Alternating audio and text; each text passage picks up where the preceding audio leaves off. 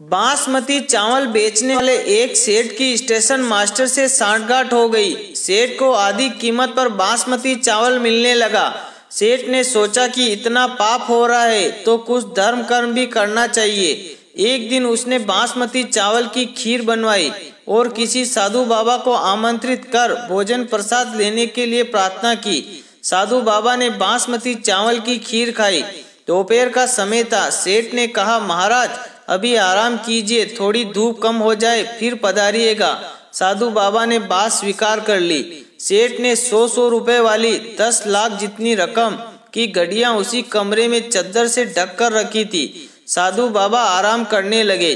खीर थोड़ी हजम हुई। साधु बाबा के मन में हुआ कि इतनी सारी घड़ियां पड़ी है, एक दो उठाकर झोले में रख लूं तो किसको पता चलेगा।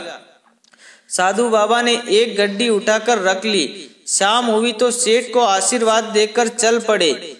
सेठ दूसरे दिन रुपए गिनने बैठा तो एक गड्डी 10,000 रुपए वाली कम निकली। सेठ ने सोचा कि महात्मा तो भगवत पुरुष थे, वे क्यों लेंगे। नौकरों की धुलाई पिटाई चालू हो गई। ऐसा करते करते दोपहर हो गई।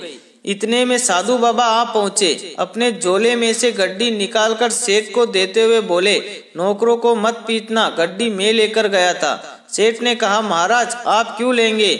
जब यहाँ नौकरों से पूछताछ हुई तब कोई भय के मारे आपको दे गया होगा और आप नौकर को बचाने के उद्देश्य से ही वापस करने आए हैं, क्योंकि साधु तो दयालु होते हैं। साधु, ये दयालुता नहीं है, मैं सचमुच तुम्हारी गड्डी चुरा कर ले गया था। साधु ने कहा, सेठ तुम सच बताओ कि तुम कल खीर किसकी और किस लिए बनाई थी। सेठ ने सारी बात बता दी कि स्टेशन मास्टर से चोरी के चावल खरीदता हूँ, उसी चावल की खीर थी। साधु बाबा, चोरी के चावल की खीर थी, इसलिए उसने मेरे मन में भी चोरी का भाव उत्पन्न कर दिया।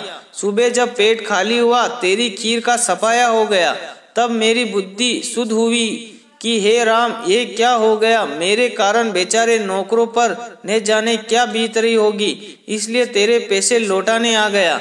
इसलिए कहते हैं कि जैसा खाओ अन्न वैसा होवे मन, जैसा पियो पानी वैसी होवे वाणी, जैसी शुद्धि वैसी बुद्धि, जैसे विचार वैसा संसार। इन सब बातों का हमारे मन पर बहुत गहरा प्रभाव पड़ता है। इसलिए सदा घर में मेहनत और ईमानदारी से कमाए हुए धन से ही भोजन लाए। घर में बने हुए भोजन का ईश्वर को भोग लगाकर भोजन को प्रसाद स्वरूप ग्रहण करना चाहिए। दोस्तों, कहानी कैसी लगी कमेंट करके जरूर बताएं और कहानी को ज्यादा से ज्यादा शेयर करें। फिर मिलेंगे एक छोटी सी प्रेरणादायक कहानी के साथ। जय हिंद, जय भारत, जय श्री राम, हर हर महादेव। दोस्तों, कहानी को ज्यादा से ज्यादा शेयर करें।